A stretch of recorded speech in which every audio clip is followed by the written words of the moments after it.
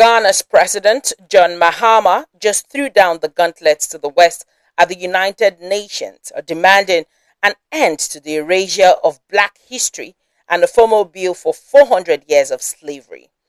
Is the global South finally ready to collect? The mood inside the UN halls shifted from ceremony to confrontation this week. Ghana is leading a powerful new coalition of African and Caribbean nations to pass a landmark resolution. The goal? To formally recognize the transatlantic slave trade not just as a tragedy, but as one of history's greatest crimes against humanity, requiring formal apologies and, most controversially, reparations. President Mahama didn't hold back, specifically targeting the United States under Donald Trump.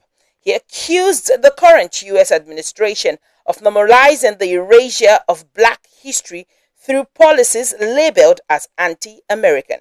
For Ghana, this isn't abstract. It's a battle over who gets to name the reality of sites like Cape Coast Castle, where 12 million Africans were processed like chattel before being shipped across the Atlantic. Ghana's roadmap is clear. First, a formal apology from Europe and the US. Second, the immediate return of all looted artifacts.